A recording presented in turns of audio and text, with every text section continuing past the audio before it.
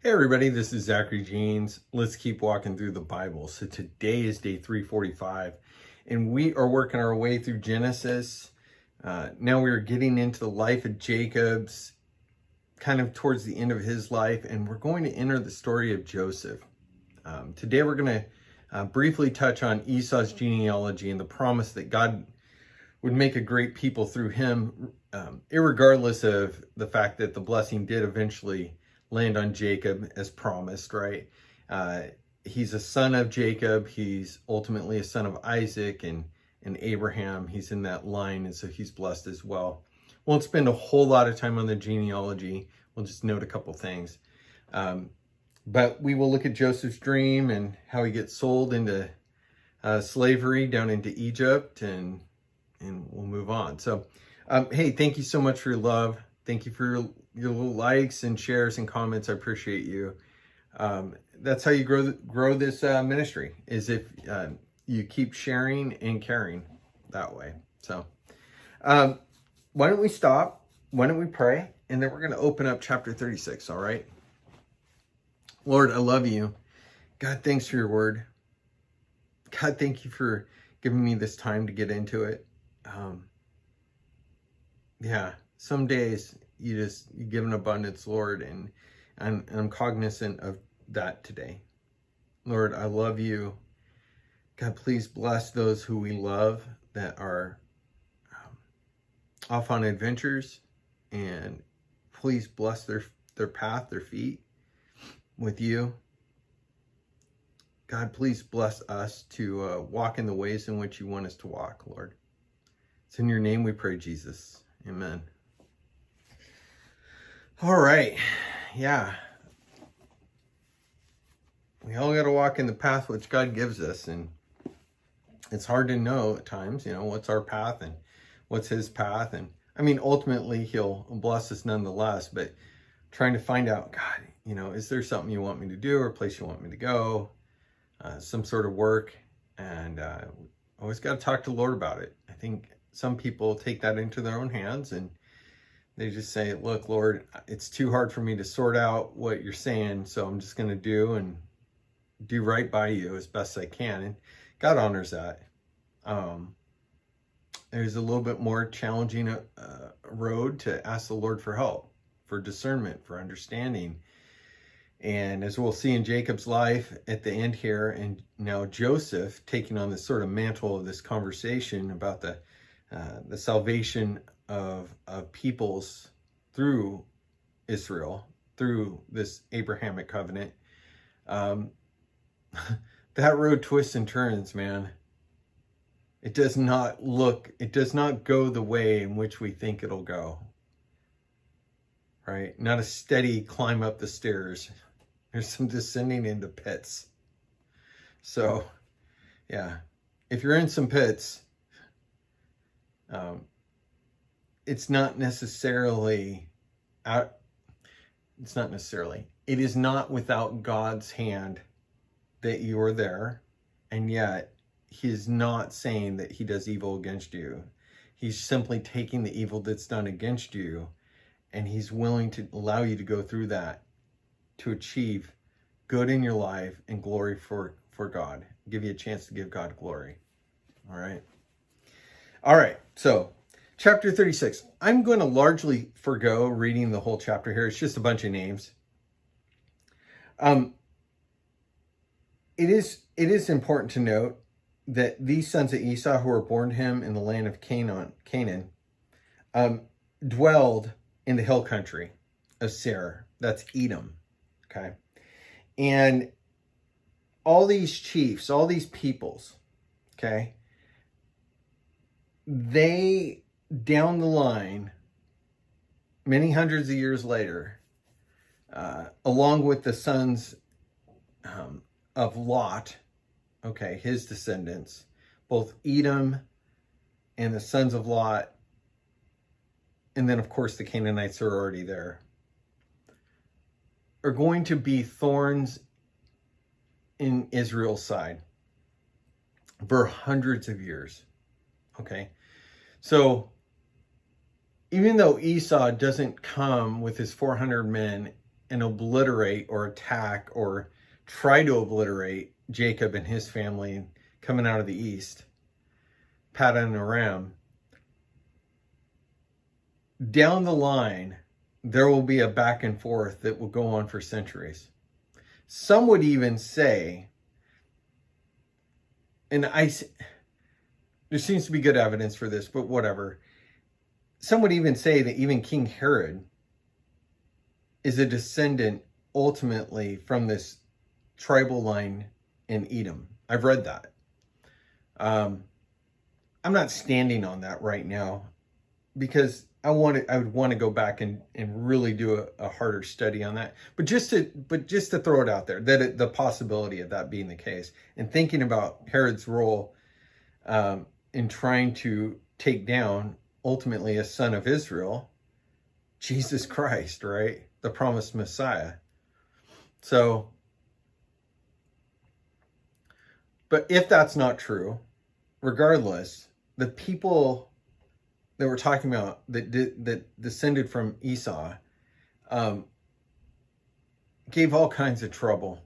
And I say trouble. They didn't send nasty notes. Like, there was actual conflict. People lived in fear and died. And we'll read about that in coming days. Well, not quite coming days, but soon. We'll read about that as we're working our way through the Old Testament. So Jacob lived in the land. We're picking up in chapter 37, verse 1. Jacob lived in the land of his father's sojournings. It's in the land of Canaan. These are the generations of Jacob. Joseph, being 17 years old, was pasturing the flock with his brothers. He was a boy with the sons of Bilhah and Zilpah. So the two concubines, the two servants, had their kids, and they've obviously got families as well. And Joseph, being a young man, born to Rachel, Jacob's first love, and he's out there kind of learning the trade. Okay.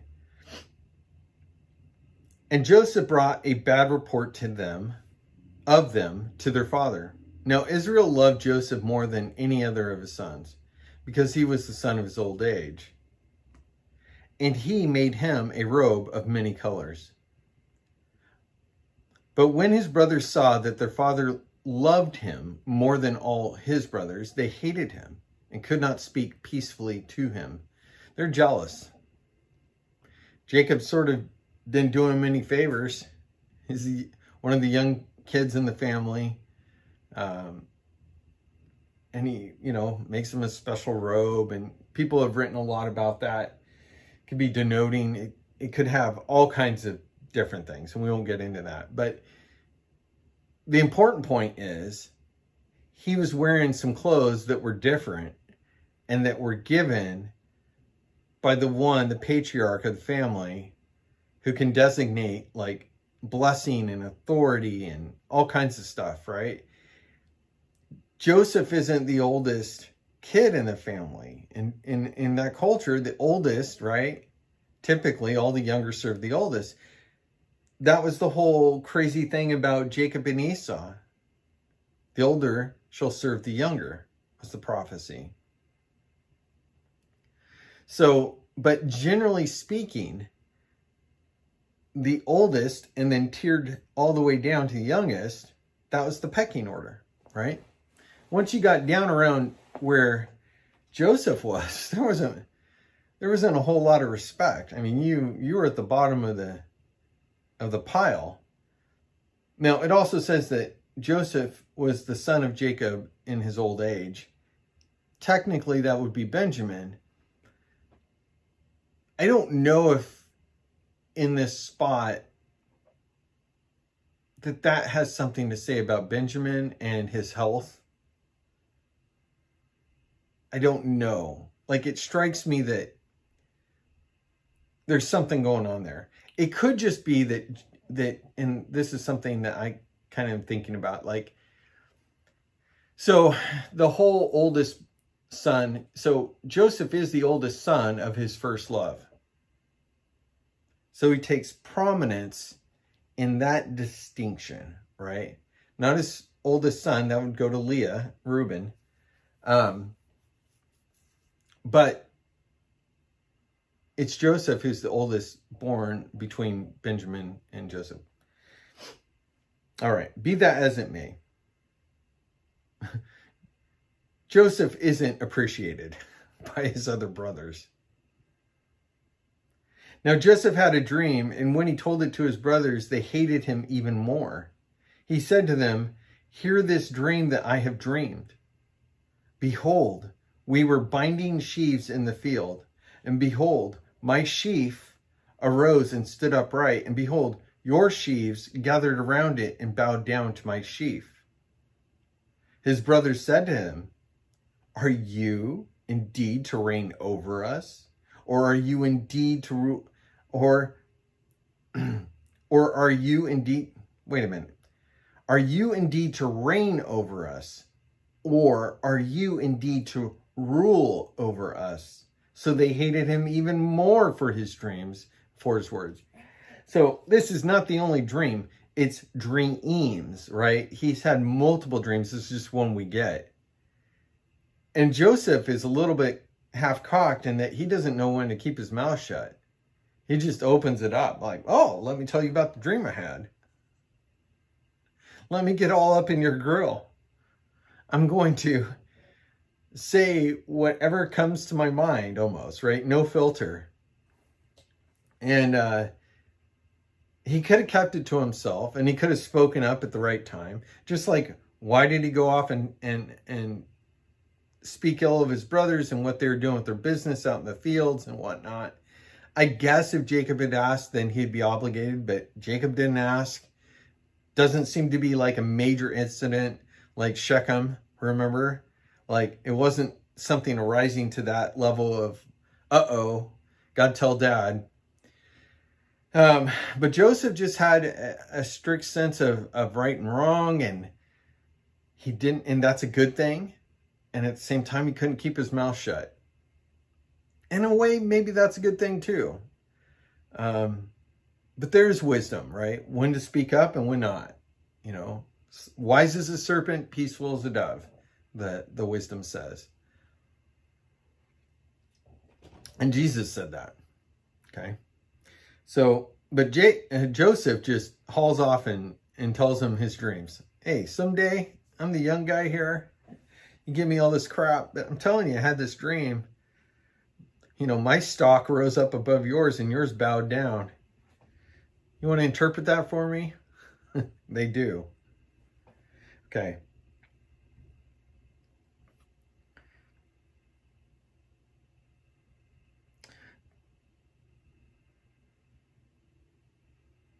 Then he dreamed another dream and told it to his brothers and said, "Behold, I have dreamed another dream. Behold, the sun, the moon, the 11 stars are bowing down to me." But he told it to his father and to his brothers. His father rebuked him and said to him, "What is this dream that you have dreamed? Shall I and your mother and your brothers indeed come to bow ourselves to the ground before you?" And his brothers were jealous of him, but his father kept the saying in mind. Look, he had heard things that were wild in his own life, about his own life. But this is a shocker, right? This isn't something that Jacob had received from the Lord. This is something that Joseph, his son, had received. So he's like, I'm going to tuck this one away, right? Kind of like Mary treasuring all these things up in her heart. Jacob's treasuring these things up. He's like wondering, how in the world, this is from the Lord, how in the world is it that I'm going to bow down to you? Like, I see your brothers maybe. How am I going to bow down to you? Jacob wasn't told by the Lord that Isaac and his mom, right, were going to bow down to him, but he's told his brother would, basically. But this is the next level. This is pretty unheard of, that a father would bow down to his son in this context. right? So he tucks that saying away. And as we know later on in the story, well, he'll be brought down eventually during a great famine. Now his brothers went to pasture their flocks near Shechem. Shechem. And Israel said to Joseph, "Are not your brothers pasturing the flock at Shechem? Come, I will send you to them." And he said to him, "Here I am." So he said to him, "Go now, see if it is well with your brothers and with the flock, and bring me word." So he sent him from the valley of Hebron, and he came to Shechem. And a man found him wandering in the fields, and the man asked him, "What are you seeking?" "I am seeking my brothers." He said, "Tell me, please, where are they pasturing the flock?" The man said, "They have gone away, for I heard them say, 'Let us go to Dothan.'" So Joseph went after his brothers and found them at Dothan. You got to wonder if that was an angel or that just a regular guy. I wonder, the Lord's directing things down there. Oftentimes it says we entertain angels and don't know. They saw him from afar, and before he came near to them, they conspired against him to kill him. They said to one another, "Here comes this dreamer. Come now, let's kill him. Let's throw him into one of the pits. Then we will say that a fierce animal has devoured him, and we'll see what will become of his dreams." Okay, they plotted his murder. That's how jealous they were. It's also how ruthless these guys are. I mean, they'd wiped out all the men of Shechem over their sister. We talked about that. Pretty brutal, right? These are some surly guys. But when Reuben heard it, he rescued him out of their hands, saying, "Let us not take his life." And Reuben said to them, "Shed no blood, throw him into this pit here in the wilderness, but do not lay a hand on him, that he might rescue him out of their hand to restore him to his father." So Reuben's going to do right, even though he had already done wrong and slept with his dad's, wife, Bilhah. So when Joseph came to his brothers, they stripped him of his robe and the robe of many colors that he had worn. And they took him and threw him into a pit. And the pit was empty. There was no water in it. Then they sat down to eat. And looking up, they saw a caravan of Ishmaelites coming from Gilead, and their camels bearing gum, balm, myrrh, and they were on their way to carry it down to Egypt. Then Judah said to his brothers, "What profit is it if we kill our brother and conceal his blood? Come, let's sell him to the Ishmaelites, and let not our hand be upon him, for he is our brother, our own flesh." So now Judah, trying to do some right by a really wrong situation, it's like, let's not actually slaughter the kid. Let's just sell him off. Let's send him down to Egypt. He'll be out of our ears. Don't have to hear this crap from him all the time. Just popping off, saying all this stuff. We don't have to look at that stupid robe anymore. Let's get him out of here, right? You got Reuben and Judah who are trying to do their best in a bad situation. Okay.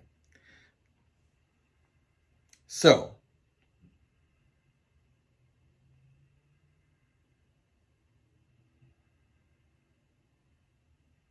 sorry, I lost my place. Then Judah said what if we sell him? Okay. And his brothers listened to him. Then Midianite traders passed by, and they drew Joseph up and lifted him up out of the pit and sold him to the Ishmaelites for 20 shekels of silver.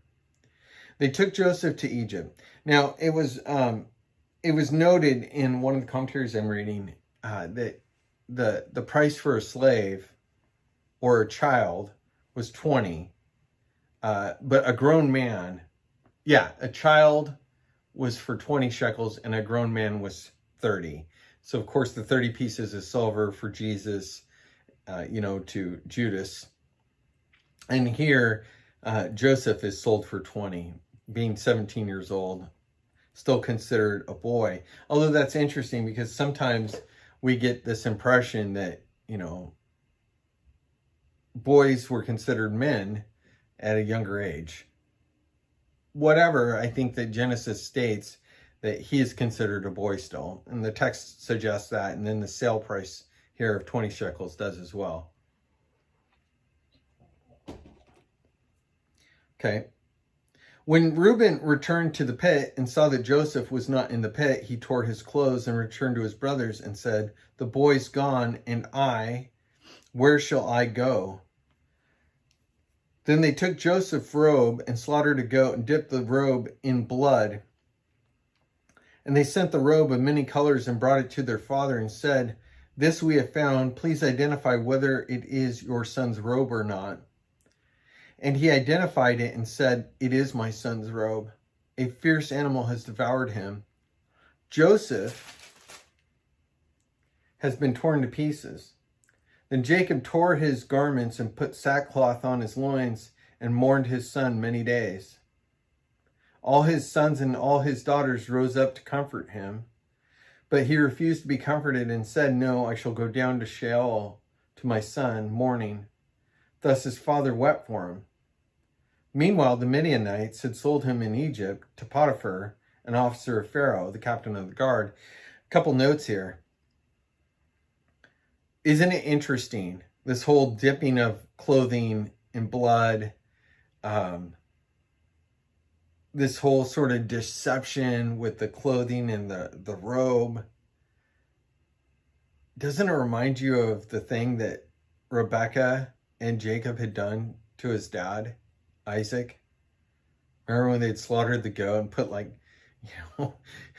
the goat skins on his arms and around his neck? And, made him wear, Esau's robes. It's like same old trick in a way. It's a little different, right? They dipped the blood in there and they implied that he was dead. They didn't imply that Jacob was dead in front of his father. They just swapped out like this concept that it was Esau. It was actually Jacob. But this deception permeates down through the line in this family. And that is so hard and so troubling. And there are people who don't like the Jewish people who point this fact out and get kind of racist. They are. And I think it's fair to point out that this trait, when you point out a trait in the Bible, it doesn't necessarily mean that you're racist or something like that. This is clearly here. This is in the Jewish Bible. This is in the formation of the Jewish people and the Israelites. This is something that that has just been a part of the story for hundreds and hundreds of years. But that doesn't mean that every person is trying to deceive you if they're Jewish or whatever. And it doesn't give you license to somehow hate a people group. Okay? But there's a lot of hate in this world, and I'm sorry for it. I'm sorry that people are that way. Not everybody in this family is like that. Reuben was trying to do right by him. Judah was trying to do right by him. Obviously, Joseph is going to try and do right by his whole family, even though they did him wrong. Another point is he had many other sons and daughters. I think, this is just my opinion with all of the genealogies, that they are representative. And that's even with the ages and the lines. And I think that it's much like the way that the calendar stretches in and out, depending on the genealogy, the time frames. I don't think that they're conclusive. I think they're representative. And I also think here that it says that all his sons and all his daughters rose up to comfort him, but he refused to be comforted. Now, does that mean he had granddaughters that are comforting him? Did he have some other wives? Are there other children to these other women that aren't listed here? I think he had other sons and other daughters. I think that he was fruitful and multiplied, but that those women that he had children with aren't listed in here, or that there were other children that were less prominent in the lineage from the other wives, whether it's Bilhah, Zilpah, Leah, or Rachel. It's entirely possible. There were other sons and daughters. How they came, we don't necessarily know. But because we don't know, doesn't mean they didn't come. They're there, right, in the text. And it's interesting to think about, I think. I think. It is, because we are just getting a little glimpse, right? We're just barely seeing into what's going on here. Okay, so you got to be careful not to over speculate, but we shouldn't close down our view of things just because a text like that kind of knocks us off balance. There were other sons and daughters that tried to comfort Jacob. So there's more daughters than Dinah, more sons than the ones they've got than he's listed. So it happened at that time that Judah went down from his brothers and turned aside to a certain Adulamite, whose name was Hira. There Judah saw the daughter of a certain Canaanite woman whose name was Shua. He took her and went into her, and he conceived and bore a son, and he called his name She conceived again and bore a son, and she called his name Onan. Yet again she bore a son, and she called his name Shelah. Judah was in Chezib when she bore him. And Judah took a wife for his firstborn, and her name was Tamar. But Judah's firstborn, was wicked in the sight of the Lord, and the Lord put him to death. Then Judah said to Onan, "Go into your brother's wife and perform the duty of a brother-in-law to her. Raise up offspring for your brother." But Onan knew that the offspring would not be his, so whenever he went into his brother's wife, he would waste the semen on the ground, so as not to give offspring to his brother. And what he did was wicked in the sight of the Lord, and he put him to death also. Then Judah said to Tamar, his daughter-in-law, "Remain a widow in your father's house till Shelah grows up," for he feared that he would die like his brothers. So Tamar went and remained in her father's house. It's a pretty bum situation. Guy's just getting sex for nothing, right? And he's treating it with so much disrespect. It's kind of like he's getting laid by this other woman, his side piece, all in the name of honoring God and giving her children and continuing the line of the people, and he's like crapping all over that, and it's so wrong. You know, in our society, we would never do this anyway. This whole, like, you know, giving kids to your family and this and that. But in their culture in this time, that's how it went. And the underlying principle is he's violating God's purpose, and be fruitful and multiply. Honor your family. Give children to this family that it might grow. And he's like, no, I'll just take the sex. So you can apply that into your life however you want. But I'm going to tell you, having sex for sex sake outside of marriage is wrong. I mean, he's going to make it abundantly clear later in the law. And Jesus makes it abundantly clear in his teachings. If you're like, well, the law doesn't apply to me. Okay, well, Jesus talks about it too. So, but it's always kind of been wrong here, right? And it's really wrong in this context. So in the course of time, the wife of Judah, Shua's daughter, died. When Judah was comforted, he went up to Timnah to the sheep shearers, he and his friend Hira, the Adullamite. And when Tamar was told, "Your father-in-law is going up to Timnah to shear his sheep," she took off her widow's garments and covered herself with the veil, wrapping herself up, and sat at the entrance of Enom, which is on the road to Timnah. For she saw that Shelah was grown up, and she had not been given to him in marriage. He had not followed through with this promise.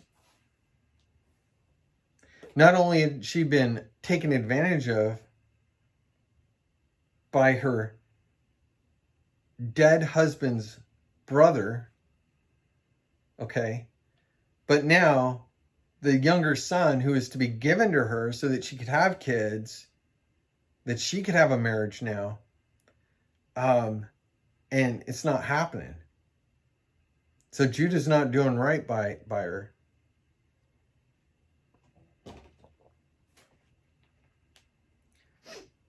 So when Judah saw her, he thought she was a prostitute, for she had covered her face.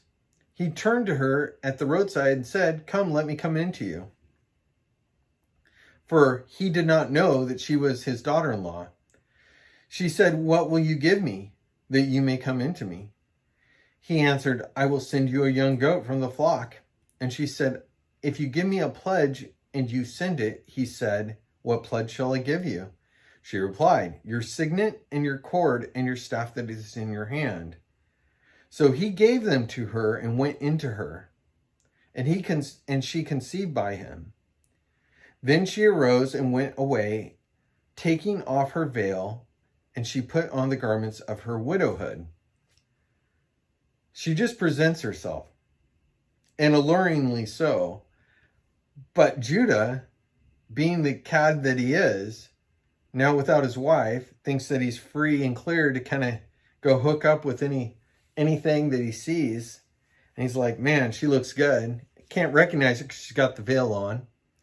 And who knows how much she's displaying, but he's like, I want that. And it's interesting that he doesn't even recognize her voice, right? That's how distanced he had become from her all these years. It's not like they're on the phone and she can be kind of set off to the side, and she also obviously disguised her appearance and voice a bit. But yeah, he has sex with his daughter-in-law. How about that? How about that? She has a kid through him. So when Judah sent the young goat by his friend the Adulamite, to take back the pledge from the woman's hand, he did not find her. And he asked the men of the place, "Where is the cult prostitute who is at Enam by the roadside?" And they said, "No cult prostitute has been here." So he returned to Judah and said, "I've not found her." Also the men of the place said, "No cult prostitute has been here." So Judah replied, "Let her keep the things as her own, or we shall be laughed at." They're going to be mocked, like, "Hey man, you've been caught. You see, I sent this young goat and you didn't find her." Now, let me tell you, dudes and women, but mostly guys, are going off to other countries in this current day, and they think that they're free and clear to do whatever they want. And they're on business trips or whatever. And dude, they are getting caught. They're being filmed. And if you think you're free and clear in today's, you weren't free and clear back here.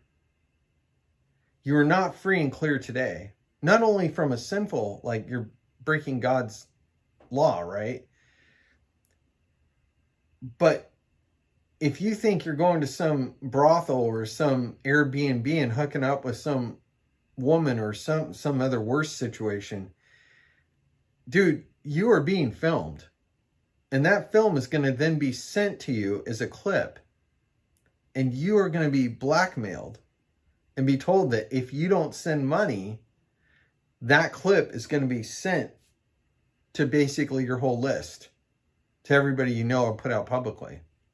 That's happening every single day in this world. Okay?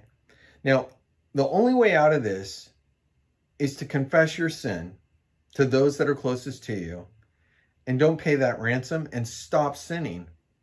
Okay? Just fess up. Fess up. Take the power away from the person blackmailing you and admit your guilt. Don't try and cover. Wrong is wrong. Okay? But once you send that money over, guess what? They're just going to keep rolling you. So don't try to deny it if you've done wrong. Fess up. Get right with the people in your life. Get help. And don't send those people money. And don't go do it again. All right? And if you can't travel for business and keep your hands to yourself, then don't go. Find something else to do in life, right? Okay, there's lots of temptation in this world.